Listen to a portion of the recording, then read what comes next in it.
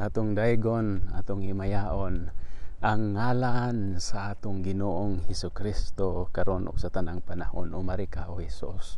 Ubani kami sa among pagpamalandong, pagbusog sa among kaugalingon, pinaagi sa imong buhi ug balaan nga pulong.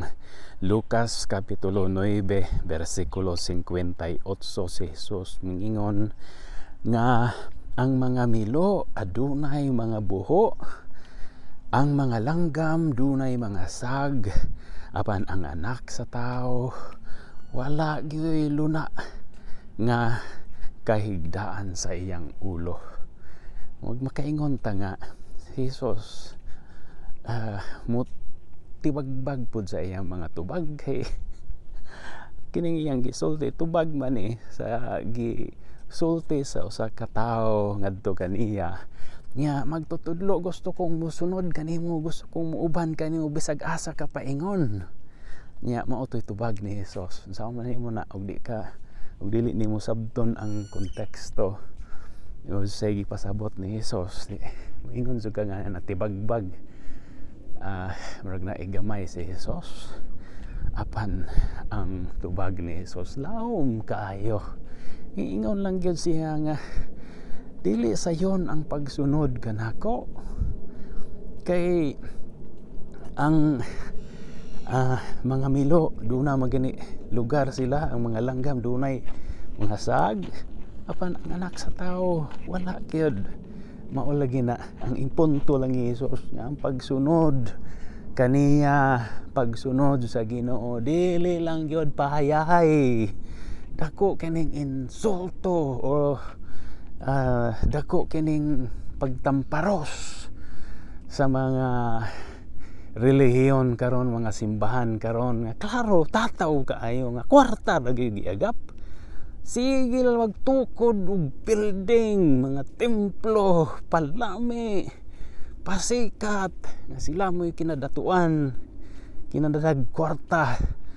Unsa may nahitabo? Kikalimtan na ang kanang naay original nga tumong sa founder niya ng maong simbahan. Nga pagtabang unta sa mga kabos sama sa tumong ni Jesus, nakalimtan na kay kalibutan na may ming patigbabaw. Mao na ni nga mo atong balikon atong sundon gyud si Jesus nga literal gyud. Dili na ta kini atong simbahan, wala gyud simbahan nga building. Kita ang simbahan nato, kita ang mga katawan nga nagkahiusa nga dunay tumong nga mamahimutang balaan. Anduna tay relasyon, lawom nga relasyon sa Ginoo. Mao na ang kung maghisgot tag discipleship, pagsunod ni Kristo. Sundo na to ning giingon ni Jesus sa sunod pud nga mga bersikulo nga dili maghimo og kanang unang-una pagpahayahay lang ta, musunod ta kay aron mahayahay ta. Dili na mayawan ona, dili na balawan on, dili na Dios non. Ikaduha, daghan kayo tag kanang mga rason, mga alibis nga dili taganahan mo sunod. Mananghid sa atas pamilya. Si Jesus mismo ingon mananghid sa atas pamilya. Daghan kayong mahadlok ta nga kanang mahisupak bitaw niyato kanang ato ang mga pagtulunan sukwahi sa gituhuan sa mga kadaghanan sa mga kaila nato nga naanda na nila nga gituhuan. Mao na ni mo po na nahitabo ni Jesus atong panahon na pagtulunan ni Jesus sukwahi man pod sa mga katawhan ni adto higayuna. Apan karon ming kailap na apan subo pamaladongon daghan nagpahimos gihapon na uban mo ingon nga ako sang ilubong nga ako ang mga ginikanan.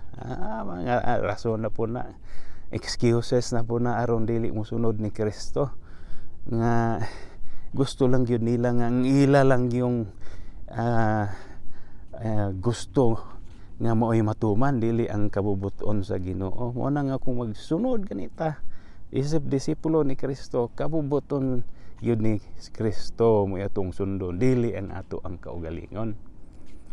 Nagauban ako kanimo Maria diha sa imong mga pagdayeg sa Ginoon Dios, manakan imo mao nga sala layo gid kaayo. Daghan kayong salamat sa imong pagkainahan nga sulondon aminaw ka sa Ginoo sa tanang kayo. Santa Maria, piniling inahan sa Dios, igampo mo ako sa kamakasasalan kabos aron ako maandam sa akong kamatayon, buhaton ako kanunay ang Dios nung kabubuton. Nagadayeg ako kanimo langit nung Amahan, gibalaan ako ng imong ngalan. Daghan kayong salamat sa muging harian imong pagbuot mo ay matuman. Ikaw nga akong kalanon Ginoo, pasaylo ako ingon nga ako pasaylo. Daghan kayong salamat nga giway mo ko sa mga panulay, buntogon ko kanunay mga kaaway kay mo nga nagingarian ng gahom kang himaya hangtod sa kahangturan. O manalangin unta kanato ang Dios nga magawom sa tanan, Dios nga Amahan, Dios nga Anak, Dios nga Espiritu Santo sa Dios sukad pa sa sinugdan karon sa tanang panahon.